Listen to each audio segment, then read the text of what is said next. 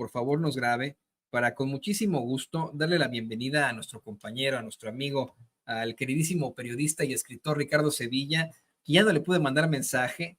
Ricardo me iba a entregar unos libros por ahí, pero mire, lo digo públicamente, el viernes me quedé por ahí en el hospital con mi papá, salimos ya salí muy tarde el día siguiente y afortunadamente le dieron de alta, pero ya en el intercambio entre lo que me llegaba, mi vuelo, etcétera, no hubo tiempo de respirar, pero regresaré muy pronto a México y allí tendré la oportunidad de poder platicar con mi amigo, de recibir atentamente sus regalos. Y aquí, bueno, pues públicamente te ofrezco una disculpa, querido Ricardo, que ya nos pudimos ver, pero el tiempo es lo que nos sobra, querido Ricardo. Te mando un abrazo, querido amigo.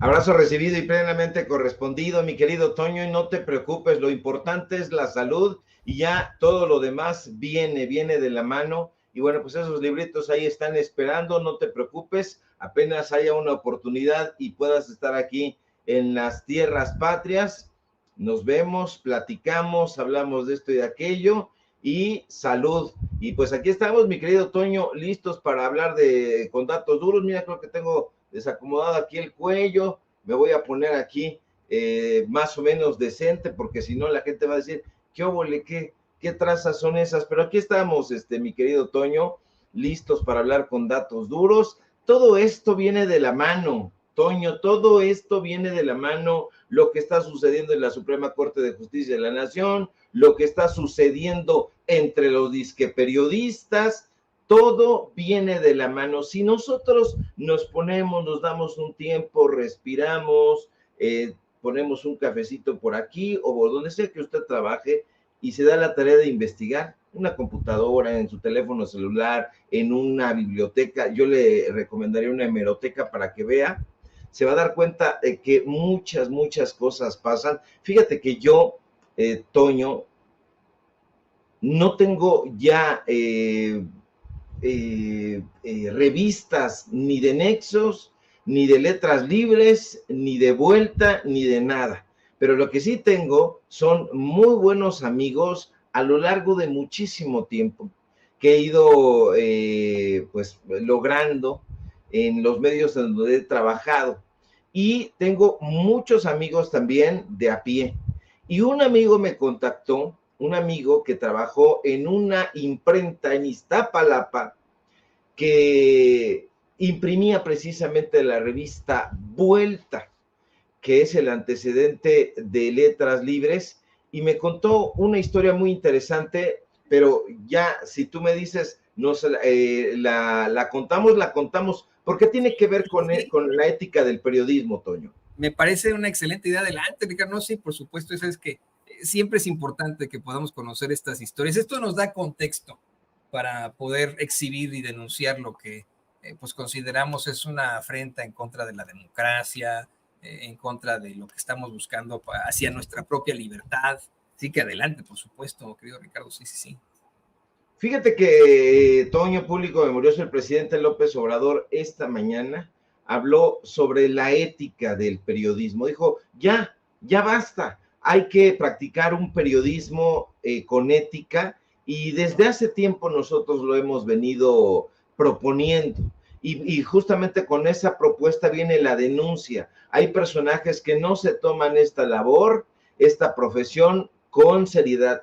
Hay muchos, lamentablemente. Hoy el chiste, el pastelazo, la premura y todo eso que hemos venido conversando y denunciando le han quitado protagonismo a la investigación, a los datos duros. Y fíjate nada más que el presidente López Obrador hacía este llamado, bueno, pues un periodismo lejano de los poderes. ¿A qué se refiere con los poderes? Y yo estoy de acuerdo, lejano del poder político. Sí, cuando un periodista dice, híjole, es que mi cuate, el político fulano de tal, el político que sea, híjole, ya es de pensarse. ¿O qué piensa usted, por ejemplo, de la amistad entre Ciro Gómez Leiva y Manlio Fabio Beltrones, por ejemplo, ¿no? ¿Qué pensaría usted de la amistad entre Claudio X González y Amparo Casar? Amparo Casar, que escribe en el Excelsior y que dice que es periodista. ¿Qué pensaría de todo eso? Bueno, se lo dejo a su consideración. Desde mi punto de vista, hay que estar lejanos, como propone el presidente López Obrador, de los poderes mediáticos que vienen de la mano de los poderes corporativos, lejos del poder económico, lejos del poder político, y hay que estar cercanos. Yo estoy completamente de acuerdo, Toño, cercanos a la sociedad, cercanos a la gente, cercanos al pueblo. Y estos disque intelectuales que se desgarran las vestiduras, hoy Enrique Krause, Héctor Aguilar Camín, vienen de una larga y añeja tradición de conservadores que se presumieron liberales, pero que han recibido recursos millonarios, Toño. Te cuento lo más breve que sea posible, porque sé que viene mucha gente a participar acá, pero Octavio Paz y Enrique Krause recibían recursos millonarios del Estado y servían a los intereses de empresas particulares. Se lo digo con datos duros. Desde el comienzo, la empresa de comunicaciones orbitales, mejor conocida como ECO, propiedad de Televisa, recibió un impulso de difusión de parte de Octavio Paz y su grupo de intelectuales. ECO, que fracasó, que era un canal, no sé si usted lo recordará, de temática informativa, era propiedad de Televisa y le pagaba publicidad a la revista de Octavio Paz.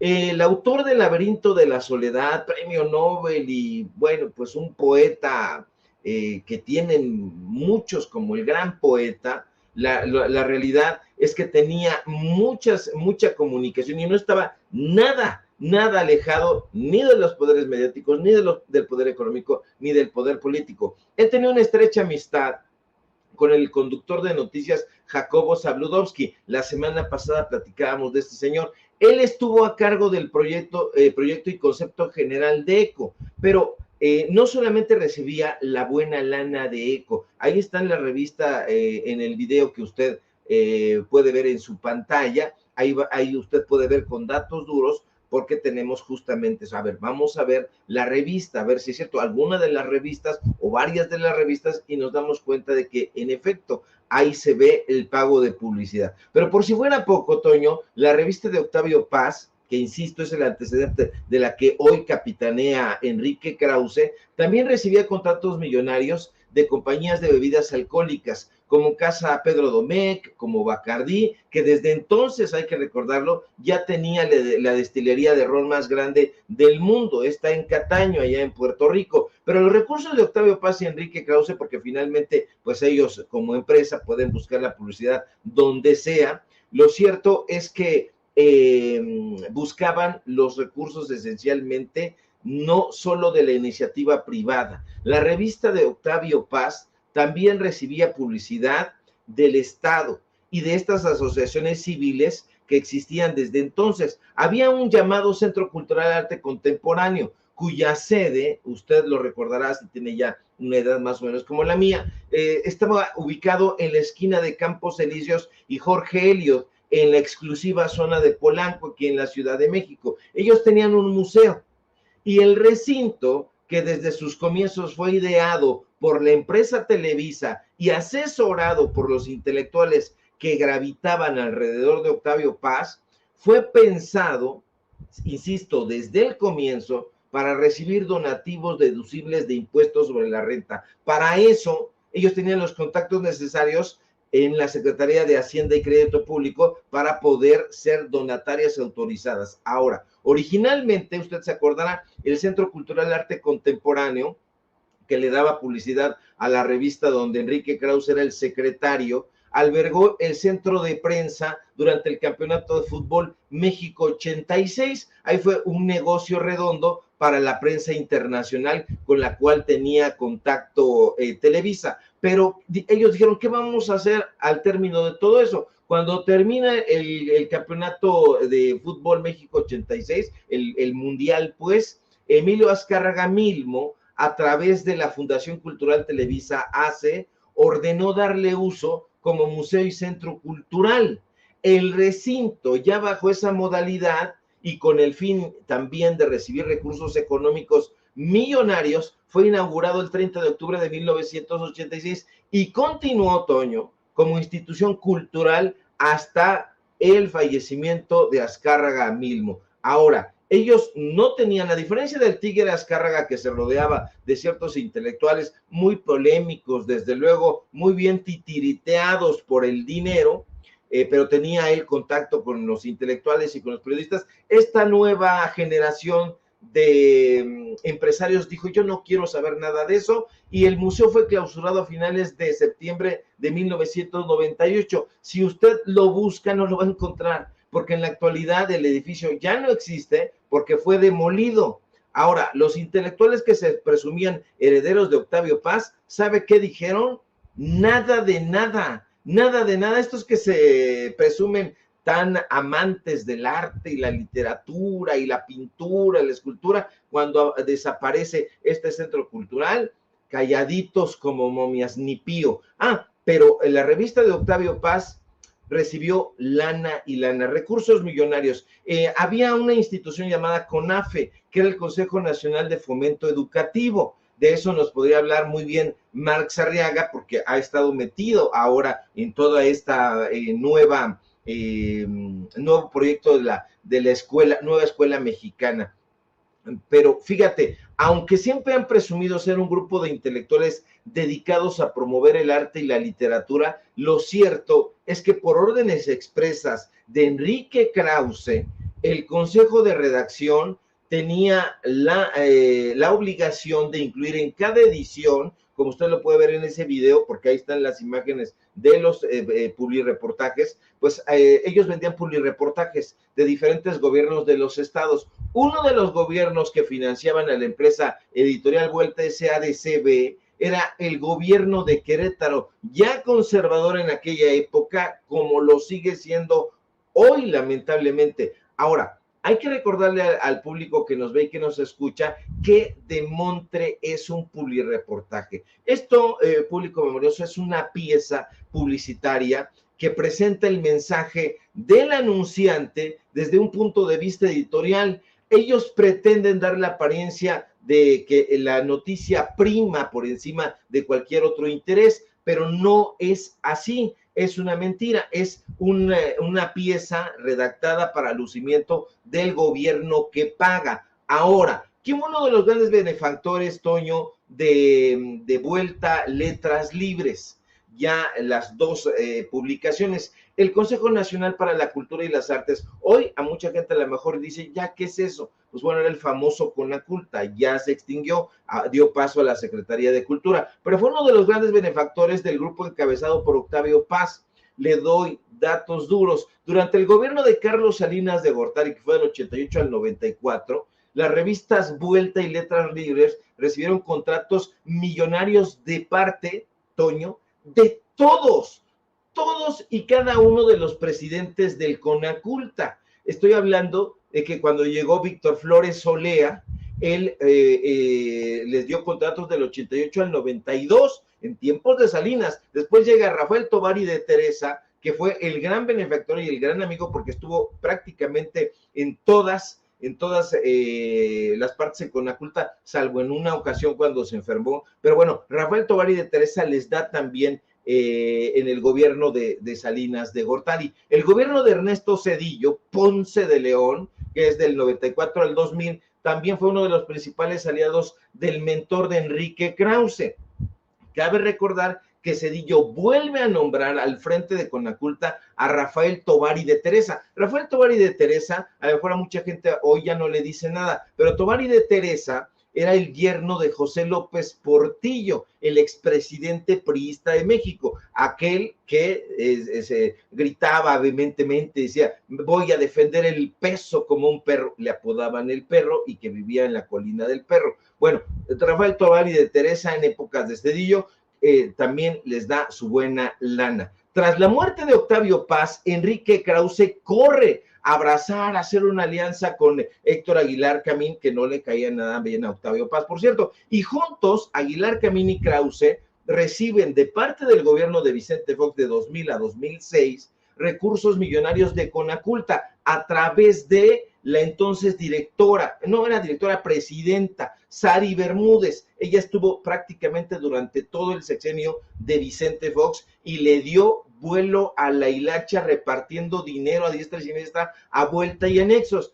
Felipe Calderón, Enrique Peña Nieto, que vinieron después de Fox, también le metieron recursos millonarios a estas revistas. ¿Quiénes dirá usted? Bueno, pues yo se lo digo, los presidentes todos que estuvieron ahí en Conaculta, Sergio Vela, que hoy está en Televisa, casualmente, de 2006 a 2009 estuvo ahí, después viene Consuelo Sáizar, a quien el gran Gonzalo Martré le apoda la cantante de ranchero, y estuvo 2009 a 2012, ellos también le dan mucha lana.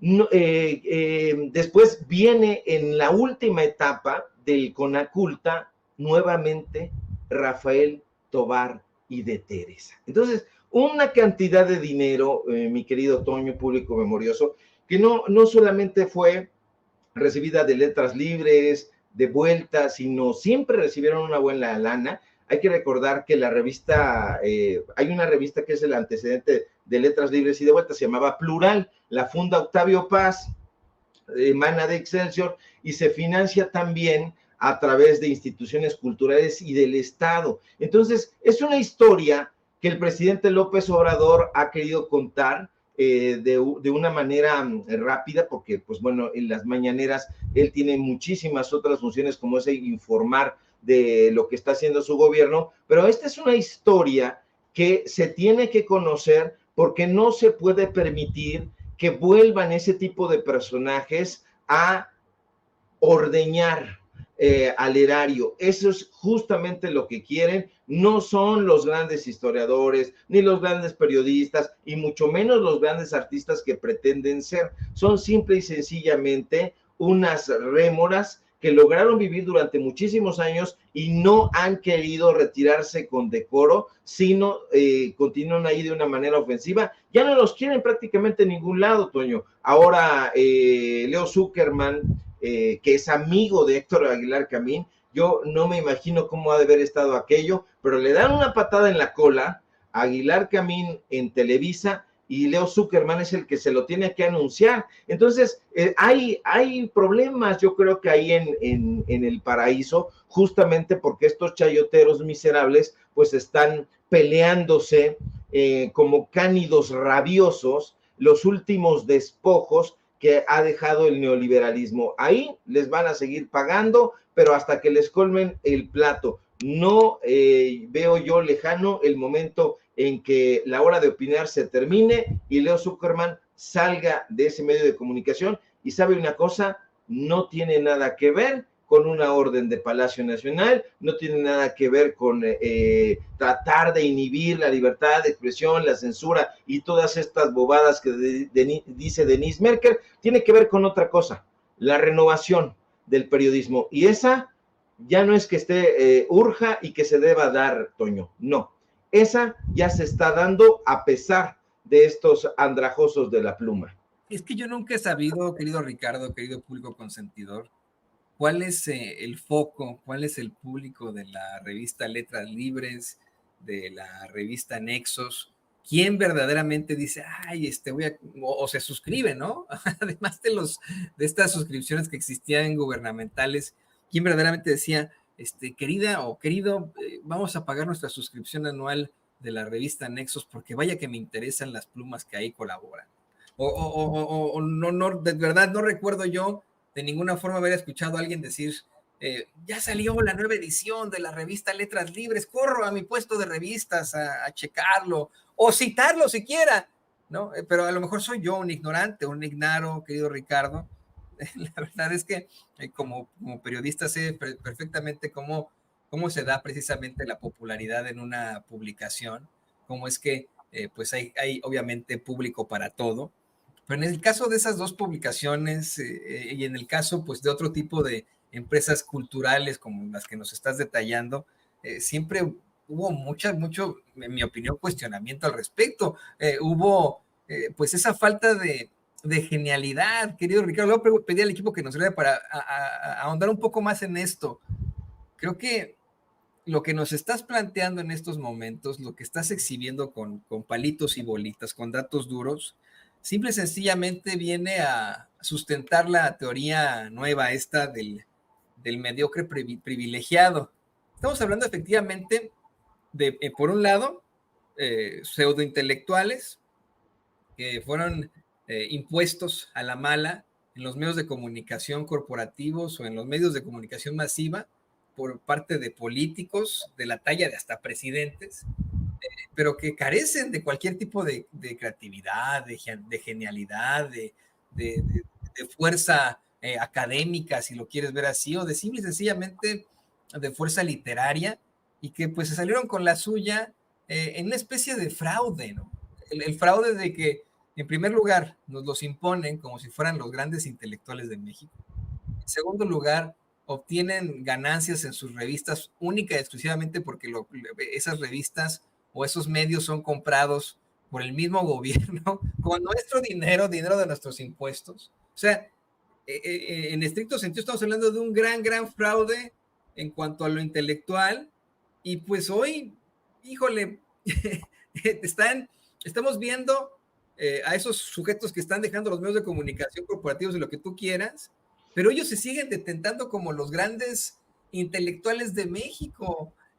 Tenemos a un Aguilar Camín que, como bien mencionas, se lo lleva a la chingada, ofendiendo al pueblo, asegurando que él está bien, que el pueblo está equivocado, pero que su diagnóstico es el correcto. Y mira, aquí sí tengo que oponerme a lo que en algún momento nos planteaste tú y el mismo presidente López Obrador. Mucha gente piensa que Aguilar Camín tiene cierta genialidad, ha tenido de alguna otra forma un papel destacado al hablar de la literatura. Yo no lo creo, ¿no? Yo creo que es un pobre payaso ahí, ¿no? Y qué bueno que esté dejando ya los micrófonos y las plumas. Pero esa es mi opinión, querido Ricardo.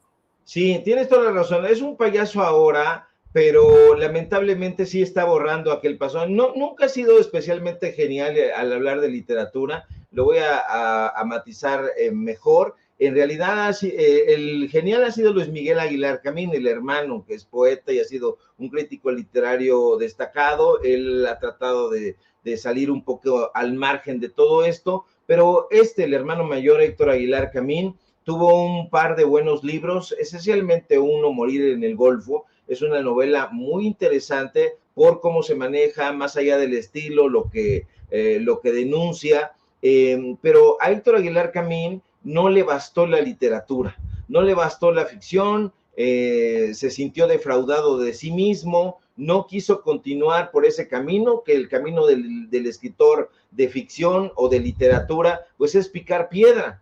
Él no quería picar piedra y entonces alquiló su pluma a los poderes políticos y a los poderes económicos. Entonces da por resultado este personaje enojado por muchos blancos, enojado porque no quiso picar piedra, se distanció completamente de la literatura, ha ido publicando una serie de memorias, la verdad, bastante chafas, que les ha publicado en Random House, por cierto, y entonces está enojado porque nadie lee sus libros de ficción.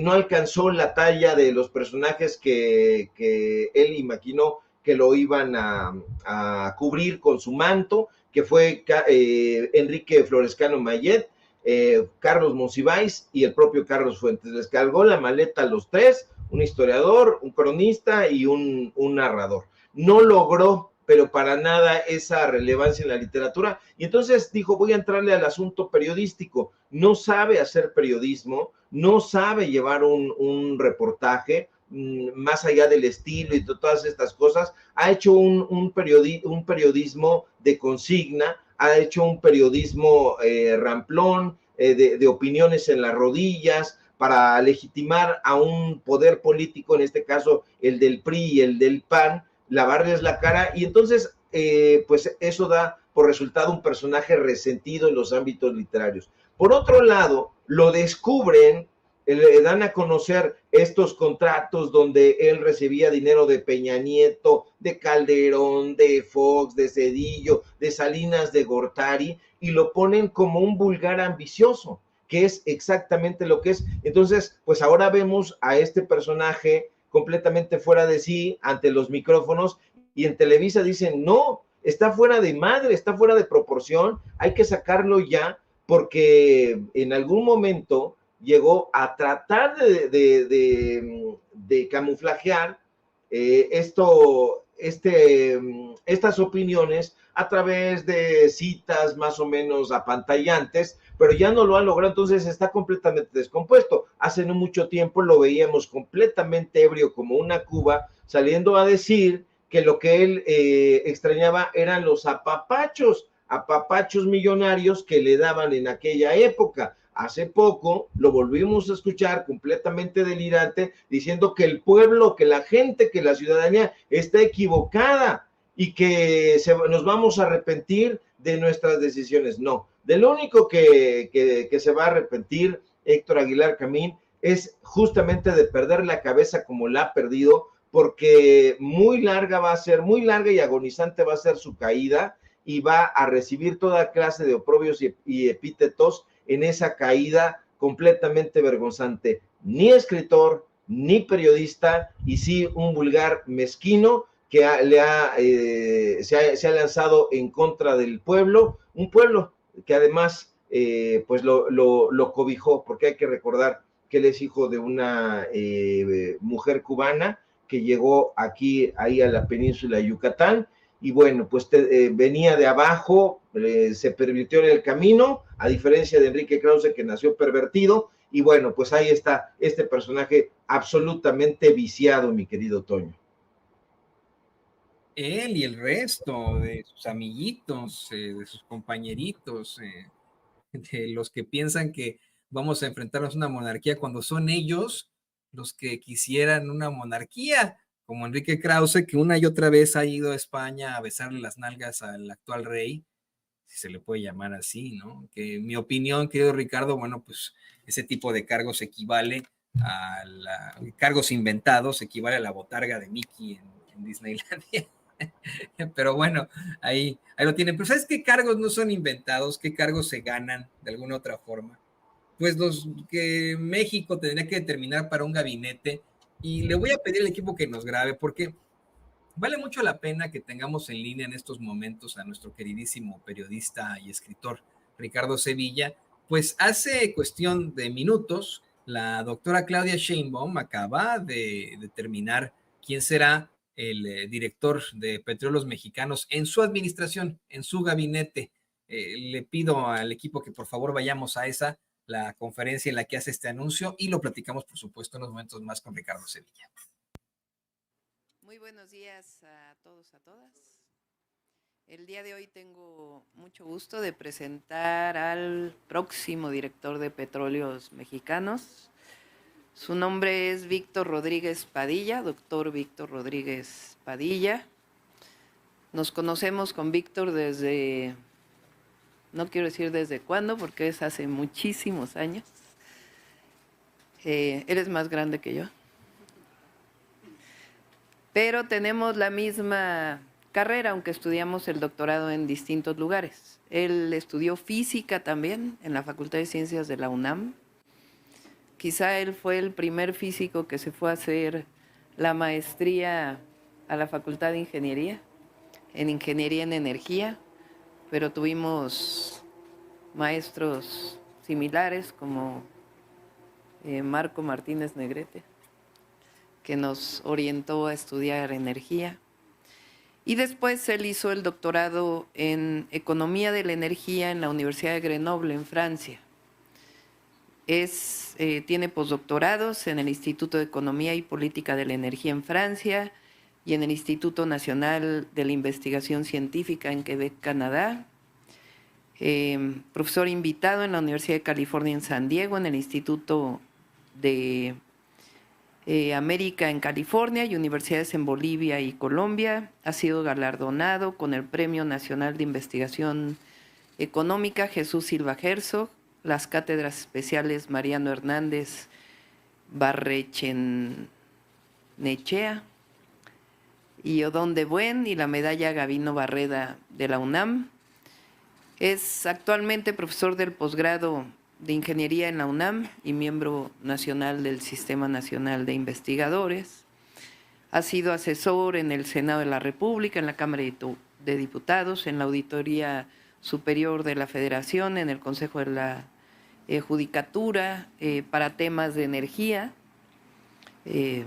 Ha sido consultor de la Comisión Económica para América Latina y el Caribe, la Organización Latinoamericana de Energía e iniciativas climáticas. Es miembro fundador de una organización que hace tiempo estuve yo también, que se llama Observatorio Ciudadano de la Energía, que siempre luchamos por la defensa de los organismos públicos, de Pemex, de CFE, en contra de la privatización.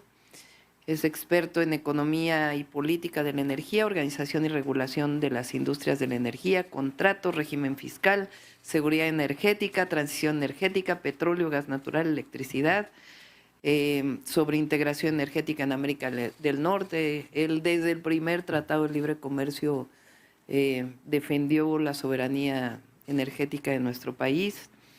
Tiene 42 años de experiencia en el sector energético y, por supuesto, ha sido defensor de las empresas energéticas de la nación, de la soberanía energética. Tiene diversos artículos, libros publicados sobre estos temas. A ver, Pau, si le pones los 2 artículos. Escribimos juntos varios artículos académicos y artículos de opinión, particularmente en La Jornada, en los 90s. Es un artículo, por ejemplo, este es 2009, Política Mexicana e Indicadores de Sustentabilidad. El presente artículo analiza la política energética nacional y sus implicaciones en el marco de desarrollo sustentable a través de la metodología de adaptación de la Comisión Económica para América Latina y el Caribe, para los temas de autarquía, robustez, productividad, cobertura eléctrica, satisfacción de necesidades energéticas básicas, pureza relativa en el uso de la energía, participación de fuentes renovables, alcance de recursos fósiles. E hicimos entonces un análisis de la política energética mexicana del 97 al 2006. Y por ahí hay un artículo del 99 en el periódico La Jornada que escribimos juntos.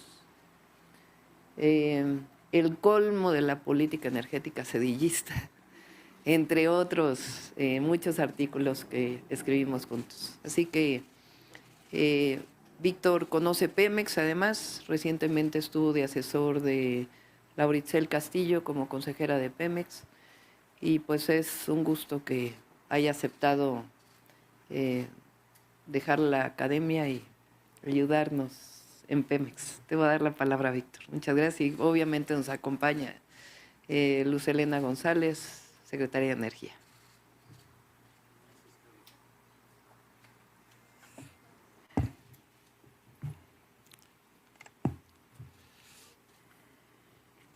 Bueno, pues muchísimas gracias. Buenos días a todas y a todos. Quiero agradecer a la presidenta electa, la doctora Claudia Sheinbaum Pardo, por la gran oportunidad que me ha dado para participar en su equipo de gobierno, específicamente en Petróleos Mexicanos, la empresa más grande del país y sobre todo la empresa de todas y todos los mexicanos. Es un honor, un reto y una gran responsabilidad que acepto con alegría, entusiasmo y ánimo emprendedor. No voy solo. En los días que vienen estaré integrando un equipo de profesionales brillantes con vastos conocimientos, experiencia y convicción nacionalista.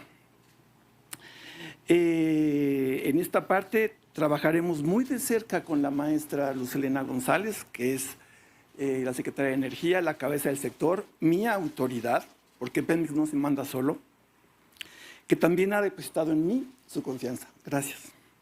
Y la coordinación con el secretario Rogelio Ramírez de la O va a ser fundamental para estabilizar la situación financiera y financiar los proyectos del futuro. Y aquí quisiera hacer un paréntesis importante. A ver, ¿qué hemos hecho en los últimos 6 años? En los últimos 6 años ha sido un periodo muy importante en la historia de este país porque hemos rescatado a Petróleos Mexicanos. Petróleos Mexicanos quedó deshecho con las políticas neoliberales que se hicieron durante todo ese periodo de 6 sexenios. Nos entregaron una empresa devastada, una empresa en ruinas, con una refinerías cayéndose a pedazos que afortunadamente se han restituido y estamos en procesos de aumentar su capacidad. Ya ven lo que hemos logrado, de mejorar el Sistema Nacional de Refinación.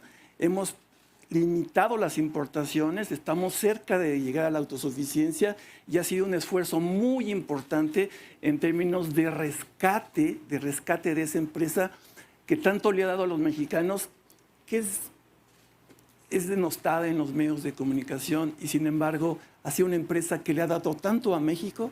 Cuando ustedes ven los indicadores, cuando ven la historia de lo que le ha dado a México, esta empresa es enorme.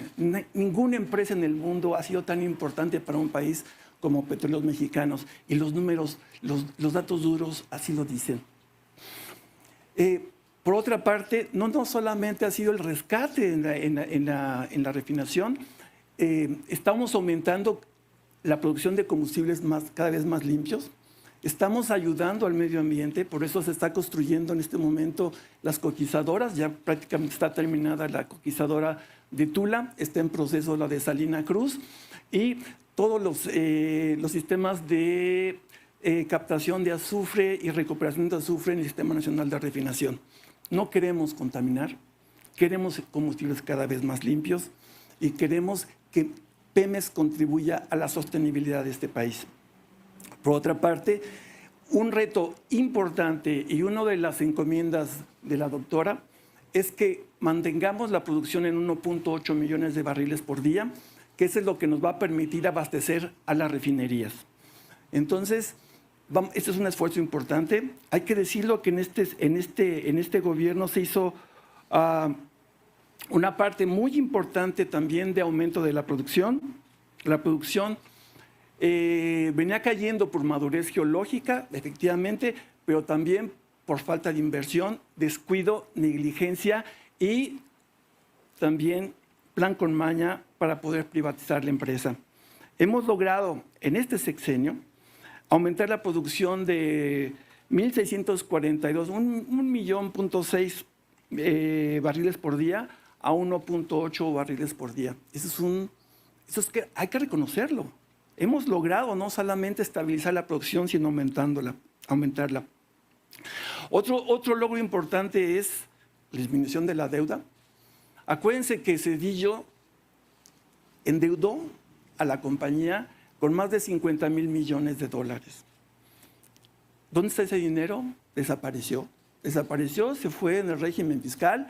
Pemex era obligado a endeudarse para pagar los impuestos durante ese periodo. Llegó a pagar hasta más del 70% de los ingresos de Pemex Exploración y Producción, uno de los regímenes fiscales más agresivos que hubo en el mundo. Y a través de ese régimen fiscal, ¿cómo se vació la empresa? Pues ese aumento de la deuda que llegó hasta 130,000 millones de dólares en la inercia de lo que ya se había endeudado, se bajó a 99.4 millones de barriles y sigue bajando. Es un esfuerzo muy importante. Aquí están metidos 30,000 millones de dólares de disminución de la deuda. Ese dinero nos hubiera muy bien servido para otras cosas. Tuvimos que pagar. Este gobierno ha sido un gobierno responsable, ha pagado puntualmente los compromisos de la deuda y lo seguirá haciendo. Por otra parte, es importante destacar el Pemex del futuro. ¿Qué vamos a hacer? Sobre la base de que estamos en el balance energético nacional, si ustedes checan los datos de la Secretaría de Energía, el 88.8% del consumo de energía en el país es energía fósil. Fundamentalmente gas, que es el principal energético que consume el país, y petróleo. Nosotros necesitamos mantener la base de alimentación de la economía en energía, y esa base siguiendo petróleo y gas, mientras hacemos la transición energética. Todo lo que venga aumento de la demanda de energía va a ser renovable. Vamos a hacer un esfuerzo mayúsculo, grande, en desarrollar las fuentes renovables de energía, todas las que podamos hacerlos, y Pemex va a jugar un papel fundamental. Pemex no se va a limitar a hacer petróleo, gas, condensados y lo que siempre ha hecho. No, ahora vamos a hacer proyectos nuevos. Vamos a tener asociaciones con la sociedad, con las universidades, con los empresarios para hacer los proyectos del futuro. Vamos a hacer energía eólica, energía solar, energía eólica offshore. Vamos a hacer materiales estratégicos, entre ellos el litio, una de las encomiendas de la presidenta, que es muy importante los elementos constituyentes de las fuentes renovables, porque sin ellas no hay futuro. Pemex va a estar presente. Pemex va a dar un cambio hacia la sostenibilidad. Es nuestro compromiso en los últimos 6 años, en los próximos 6 años. Finalmente, finalmente quiero agradecer el apoyo de los doctores Leonardo Lomelí Vanegas y José Antonio Hernández Espriu, rector de la UNAM y director de la Facultad de Ingeniería. Un científico, es que eso es lo que a mí me da mucho más felicidad en cuanto a un todo de esta noocracia, de esta sofocracia, ¿no? Es algo con lo que yo soñé cuando era niño, ¿no? Siempre dije, bueno, ¿por qué? Cuando era niño decía, ¿por qué no le dan el gobierno a los científicos, y a las más inteligentes? ¿Por qué tenemos a personajes como Miguel de la Madrid, como Carlos Salinas de Gortari, o los que se dicen ser inteligentes y pues la verdad han demostrado que no, como Ernesto Zedillo y Valle Astazar, o Vicente Fox? La primera vez que se deposita el gobierno, se deposita el poder en manos de los sabios, de los que detentan el conocimiento. De verdad es interesantísimo saber que al frente de Petróleos Mexicanos va a estar un físico, ¿no? Un hombre que tiene una larga carrera, y quiero comentarlo contigo, querido Ricardo. ¿Qué te parece este nombramiento después de un sexenio en el que que criticaron a alguien como Octavio Romero Oropesa diciendo, ese agrónomo, ¿por qué lo ponen como director de Pemex? Cada vez que me dijeron que me decían eso del agrónomo y etcétera, bueno, o sea, no, ser cabrones, ¿no? Si pusieron al frente de Pemex a personajes como Emilio Lozoya Austin, como el primo de Salinas de Gortari, José Antonio, su apellido fulanito, ¿qué tiene de malo que hubieran puesto a un agrónomo al frente de Pemex? Hoy creo que ya no tendrán ningún problema, ya no tendrán de alguna otra forma algún tipo de cuestionamiento o justificación a dichos cuestionamientos al enfrentarse a esta noocracia, a esta sofocracia, querido Ricardo. Sí, bueno, pues es que estos personajes no entienden la O por lo redondo, y eso tiene que ver con las críticas que hacían a Octavio Romero Oropesa. Hizo muy buen trabajo, pero buen trabajo, es que hay que revisar las obras completas de lo que hizo. Hay que recordar que no es solamente la cabeza. Cuando tú tienes una responsabilidad de esa magnitud, pues tienes que echar mano de especialistas que te acompañen. Y el caso de Octavio Romero Oropesa, pues fue muy interesante. Ahí está Gabriel Pérez, que estuvo en Pipas, la Dirección General de Pipas, estuvo también en la Dirección General de Gas, y realizaron trabajos muy interesantes. A nosotros nos tocó entrevistar a varios de los personajes a lo largo de su gestión allá en Petróleos Mexicanos, y dices muy bien, Víctor Rodríguez Padilla. Yo le digo, doctor Víctor, no le agradezca tanto al rector Lomelí Vanegas, porque usted pide licencia para irse a ocupar un cargo muy relevante, el de director de Petróleos Mexicanos. Lomelí Vanegas le da permiso a Lencho Córdoba de que arrastre el nombre por los suelos de la Universidad Nacional Autónoma de México, le da chance a Ciro Murayama que tenga años sabáticos, en fin, les da muchas oportunidades. Da suerte, doctor Víctor Rodríguez Padilla, que lo que usted va a hacer, pues es algo muy, muy relevante. Me gusta, Toño, que Rodríguez Padilla comente que trabajará en coordinación con la Secretaría de Energía y con la Secretaría de Hacienda y Crédito Público. ¿Por qué? Porque ahí está justamente el meollo del asunto, estabilizar la situación financiera de la paraestatal, porque se han encargado de robarla. Todavía hay personajes que han han dado pecho tierra ahí en Petróleos Mexicanos. La propuesta del presidente López Obrador va a continuar y la propuesta en Petróleos Mexicanos ha sido rescatar a esa empresa mexicana. ¿Por qué? Porque estamos muy cerca de lograr la autosuficiencia en materia energética y pues bueno, es un desafío enorme, y esto de que trabaje en coordinación con Rogelio Rodríguez de la O va a ser fundamental precisamente para ello, estabilizar primero la situación financiera para financiar los proyectos del futuro, que ya no haya posibilidades de que Amparo Casar siga metiéndole la uña ahí y dándose la vida que tiene, pues extrayendo recursos. Ahí le habían quitado la pensión inmerecida que tiene, ya se la volvieron a dar. En fin, hay mucho trabajo que viene por delante. Se trata de seguir o de continuar rescatando a Petróleos Mexicanos, que en efecto, como dice quien será el nuevo titular de la paraestatal, quedó hecho añicos con las políticas neoliberales de los últimos sexenios. Así que vienen muchos proyectos que Víctor Rodríguez Padilla plantea. Es una conferencia que que hay que analizar detalladamente. Da gusto que sea, en efecto, como tú dices, un auténtico especialista ahí en la Facultad de Ingeniería. Tiene pues líneas de investigación muy interesantes. Está la energía y desarrollo, es especialista en política y planeación energética, y bueno, pues también conoce muy bien el tema de la regulación de las industrias energéticas. Y bueno, algo que me pareció muy relevante, es especialista en régimen fiscal de los hidrocarburos. No le van a poder ver la cara al próximo titular de Petróleos Mexicanos. Así que una vez más, un acierto de la doctora Claudia Sheinbaum, mi querido Toño. Sí, exactamente, un acierto de la doctora, otro científico como ella, y bueno, había ahí cómo oponerse, ¿no? Ya veremos de qué cuero salen más correas, como dirán en mi pueblo.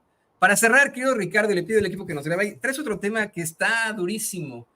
Nos aseguras que la oficial o el oficial mayor, me parece que es la oficial mayor de Norma Piña, la que da los contratos en la corte, es amiga de Germán Martínez Cázares. ¿Cómo está eso? Cuéntanos. Claro que sí, mi querido Toño. Yo no paro con los datos duros, y fíjate que desde la semana pasada me llamó muchísimo la atención porque recordaba su nombre y su fotografía y su ponencia. Ella se llama Dimna Gisela Morales González. Al estar haciendo estos reportajes que le hemos venido presentando aquí en Sin Censura, nos dimos cuenta de que ella es la que firma. Uno de los personajes que firman, quizá uno de los personajes más importantes, es Dimna Gisela Morales González. Ella es la oficial mayor de la Suprema Corte de Justicia de la Nación. Es gente de Norma Piña, mi querido Toño, pero lo que muy poca gente sabe es que la oficial mayor de la Suprema Corte de Justicia, la que fue a defender las millonadas que dilapidaban los ministros y ministras de la Suprema Corte de Justicia de la Nación, usted la recordará porque se puso,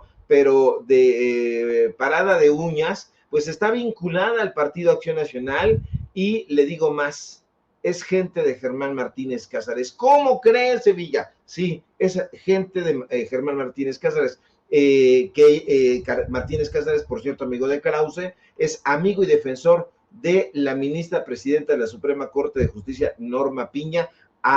Usted debería de ver cómo se enoja, cómo la defiende ahí en el espacio en la cueva de los malandros, como tú le dices, mi querido Toño, ahí en Radio Fórmula, donde tiene espacio con Ciro. Defiende a Norma Piña a todo lo que da, y uno dirá, bueno, ¿por qué? ¿Que esto tendrá algo en particular de ser? Y bueno, resulta que sí, que Dimna Gisela Morales González tiene una amplia trayectoria en la burocracia panista. Le digo, la oficial mayor de la Suprema Corte de Justicia de la Nación, fue en su momento jefa de servicios de presupuesto en el ISSSTE. Después fue directora de vinculación de la Dirección Adjunta de Posgrado y Becas ahí en el CONACYT. De ahí se la llevan al polémico Instituto Federal de Telecomunicaciones. Allá va a manejar los dineros. Ella es, de hecho, ahí en el Instituto Federal de Telecomunicaciones, fue directora de programación y presupuesto, manejaba el billete. Después se la llevan al CONACYT. allá al CONACYT, estuvo ahí, ella es egresada, por cierto, del CONACYT, allá estudió también, y bueno, esta mujer fue destituida en su momento del CIDE, se la llevan al CIDE, ahí está trabajando muy campantemente, allá manejaba también el dinero, ella fue coordinadora de administración y finanzas del CIDE, y cuando la destituyen se habló de malos manejos, de manejos oscuros en las finanzas del Centro de Investigación y Docencia Económica, de donde son egresados todos estos comentócratas y opinólogos que están infestando los medios de la derecha. Pero no pasó mucho tiempo desempleada. Si a nosotros nos dan cuello, a usted y a mí en alguno de los trabajos que tenemos, pues a lo mejor nos va a costar un poco de trabajo o muchísimo trabajo encontrar otro lugar donde podamos emplearnos. Pero ese no es el caso de este tipo de personajes. No pasó mucho tiempo cuando la destituyen del CIDE, Dimna Gisela llega al Instituto Mexicano del Seguro Social. Se la llevan al Instituto Mexicano del Seguro Social, allá la hacen directora de finanzas. ¿Y quién cree usted que lo hace? Germán Martínez Cázares. Cuando llega Germán Martínez Cázares al IMSS y trata de desvalijarlo, porque esa es la palabra, a la primera que llama es a Dimna Gisela y le dice, tú que tienes gran trayectoria en el CIDE, en el CONACYT y todo el rollo, que eres de nosotros, te vamos a hacer directora de finanzas del Instituto Mexicano del Seguro Social. Entonces, pues esta mujer tiene vínculos muy estrechos con Germán Martínez Cázares, trabajó con ella, con él, y pues es nada más ni nada menos que la ficha importante que mueve cuando ya no se queda sin el Instituto Mexicano del Seguro Social, la manda a llamar Norma Piña y le dice, ¿sabes qué? Tú vas a ser la oficial mayor de la Suprema Corte de Justicia de la Nación, y bueno, pues ahí ella es la que maneja el presupuesto. Entonces ella maneja el presupuesto, estamos hablando de 68,933 millones de pesos, que es el presupuesto que tiene el Consejo de la Judicatura, y 5,630 millones de pesos que tiene la Suprema Corte de Justicia de la Nación. Entonces, todo esto, mi querido Toño, se suma a la polémica que está rodeando a Norma Piña. Hay que recordar que está Natalia Reyes Heroles y María Cristina Martínez Cobar, quienes ellas fueron en su momento designadas como secretaria general de la presidencia de la Corte y secretaria general de presidencia del Consejo de la Judicatura. O sea, todo lo tiene perfectamente bien peinadito Norma Piña, y tiene ahí a los personajes que no solo lo de menos sería que le rindieran pleitesía, Toño. Lo más relevante es que manejan un presupuesto millonario, y entonces cuando vienen todos estos a desacreditar los reportajes que nosotros presentamos y dicen, no, es que no lo firmó Norma Piña. Pues claro que no lo firma Norma Piña, pero Norma Piña pone a su canchanchan a la gente de Acción Nacional, a la gente de la derecha, para que haga ese tipo de trabajos, y pues ya ve usted los resultados. Entonces, esa defensa tan airada que hace Dimna en la Cámara de Diputados en su momento, defendiendo los fideicomisos, pues tiene mucho que ver con la relación tan estrecha que tiene con su jefa, Norma Lucía Piña, la presidenta de la Suprema Corte, ya diríamos ahora sí, Toño, de las injusticias. Mi querido Ricardo, así me dijeras que en el equipo de Norma Piña, no sé, ¿no? Trabaja, no sé, ¿no? Algún miembro de Al Qaeda, no lo dudaría. O sea, sí, pues tienes, era de esperarse, así que pues ahí están estos personajes cercanos a la ministra presidenta, quien pues hoy está pasando a la historia como tal vez esa que habría perdido de alguna u otra forma a ese poder judicial a punto de ser reformado. Mientras tanto, bueno, pues te agradezco por tan intensos y tan importantes e interesantes análisis, y te pido que por favor nos compartas tus redes sociales para que la gente se ponga en contacto contigo, querido Ricardo. Nada que agradecer, mi querido Toño, público memorioso. Aquí estamos para informar Síganos, por favor, en nuestras redes sociales para que continuemos dándole fuerte a la información dura en X, @Sevilla Crítico, en Facebook, Ricardo Sevilla, y nada más. Síganme, por favor, en paralelo24.mx, en los datos duros. Hoy tenemos informativo en punto de las 9 de la noche y, por supuesto, aquí en La Familia Sin Censura, donde somos orgullosamente miembros. Y bueno, pues ya nos vamos corriendo a hacer algún documental que vale muchísimo la pena, porque pues nosotros lo que tenemos que hacer, Toño, es no periclitar, seguir informando, aunque no esté de moda el periodismo de investigación, lo vamos a poner de moda y veo con muchísimo gusto que aunque hay un puñado, poquitos colegas que están investigándole por ahí, todavía van a seguir los datos duros. Acaba usted de escuchar al nuevo titular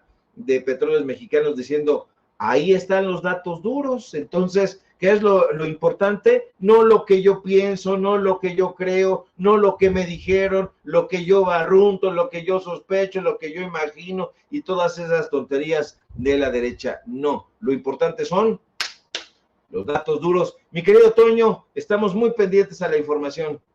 Así es, lo importante es que podamos sustentarlo todo con rigor periodístico, aunque haya muchos que no lo conozcan. Si lo conoce, sabe quién, el periodista y escritor Ricardo Sevilla. Ricardo, te mando un abrazo, ya nos veremos muy pronto. Bueno, usted tiene al querido Ricardo Sevilla. No sé si me perdí yo, ¿sigo al aire, don David? Porque de pronto perdí como que la comunicación ahí con Ricardo y sé que esta computadora está dando tumbos. Pero bueno, vamos ahora sí a más información. Mire,